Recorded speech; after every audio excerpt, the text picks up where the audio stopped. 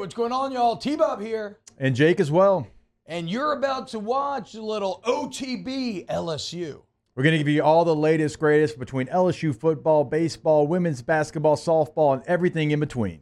Bottom line, if you want to talk Tigers, keep it locked, subscribe, like it, and we hope you enjoy. Let's flip to the other side of the ball. When LSU was on offense, Rabley has a column in The Advocate today essentially saying, like, this offensive line has to carry this team. And I get it what he's getting at, right? With the defensive struggles right now, ultimately the strength of this team is the offense.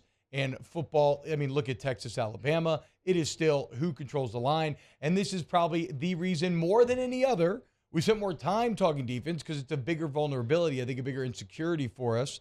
But the reason why I feel like LSU is going to cover and handle the game more than any other is because of the offensive line. I actually think they've been excellent thus far. Sure, did they struggle to run the ball against Florida State? Yes, but a lot of people are going to struggle to run the ball against Florida State. They never really had an opportunity either to commit to it.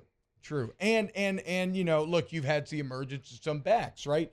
Brian Kelly in the teleconference yesterday talking about Caleb Jackson continued to improve.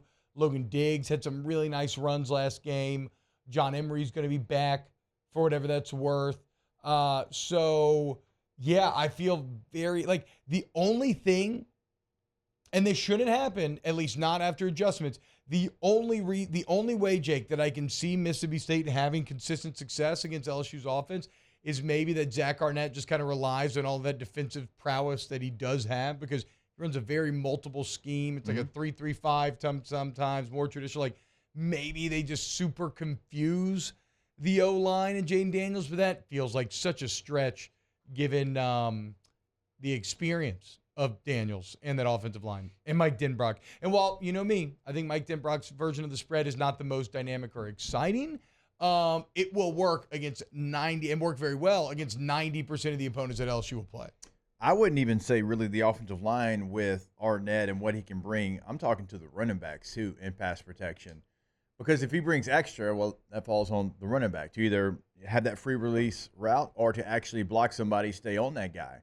Because if they end up bringing 6 guys, well, you're going to leave one for the back. And last week, and we talked about it, Logan Diggs, 22% in pass protection. Josh Williams, 19% in pass protection. Caleb Jackson, 0% in pass protection. Is this just too crazy to just almost in a Mike Leach-esque way? Let's just keep it the ultimate, keep it simple, stupid, and just 2 5-man protections. And get the back out and let Jaden Daniels operate in space and make you right. I'm going to see if I can go back in the archives, in the notes, and see how much in 2019 LSU free release Clyde, because the percentage was alarmingly high. I don't remember the exact percentage, but I want to go back and look at what it was, because that was the game plan then, is get the back out, make everything easier for the quarterback. If you have a free rusher, leave it for who? Your veteran quarterback. Yes. So and Jaden Daniels could beat him with the throw or with his legs is the thing. Like, and your backs aren't very good at pass protection right exactly. now. That's what I'm saying. So it's not like keeping them in is going to stop everything. So stop forcing it. Yeah. Stop forcing it. If they want to add numbers, trust your quarterback to burn them. Yeah. And so when we give a grade like for pass protection, you're like, wait a minute, I saw the guy block the other guy. He didn't hit the quarterback. It's a lot of different things that come into this. Like, did you get out in your route fast enough? They take that into account. Were you just staring at nothing? They take that into account. Did you try to cut block and your guy got up and made the tackle? We saw that against Florida State on that 4th down.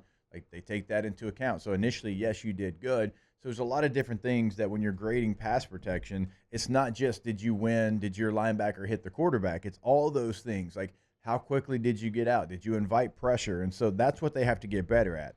It's not to say that they cannot. We have seen Josh Williams, certainly in pass protection, stand up, stone a linebacker, keep him off the quarterback. He has that ability, but you also have to get out in your route. And it's something they have to improve on, because if they are going to ask them to do that, if they don't free release them, then you've got to make it a better situation for your offense. Yeah, and you know, it's actually kind of, let me think about if I believe that or not. I was just going to say it almost that simplicity almost clears it up on the offensive line responsibility-wise well, but maybe it's actually not any easier or better. It's just going to be different for them. So, again, I don't know. That's what I would do. but it's also probably because I'm biased and it's a trigger point to just watch a running back stand there with airplane arms and clog everything up and add defenders to the rush and QB spies and whatnot.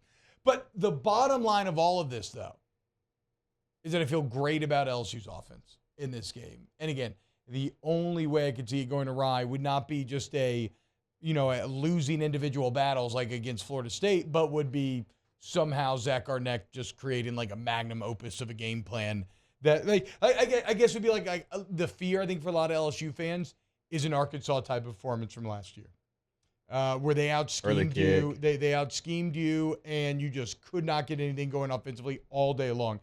I think LSU is past that, personally. I mean, you look at the 10 scoring drives last week. Again, I know Florida State what the final score was, but on a drive-to-drive basis, the offense actually pretty successful against a very good defense. So I think LSU's past that, but we're going to come to find out whether or not I'm right to give them that benefit of the doubt on Saturday. Yeah, I'm trying to see like what the Mississippi State defense is kind of lining up in, because they are multiple, and it looks like last week, 76 plays, they were in nickel 72 of the 76. The other 4, they were in dime. I mean, so this is a sub-package type defense. So I wonder how much that affects LSU's thought process if they try to establish the run, like we're talking about, knowing you're going to have a sub-player, at least one in every single play. Yeah, they should be able to run the ball. I mean, they should control both lines of scrimmage, man. They really should. Wow, Jake, what incredible takes. I mean, those guys, they're just the best. I think so. And if you think so, again, hit the like button, subscribe, ring the bell so you get notifications when we post every single day here on OTB LSU.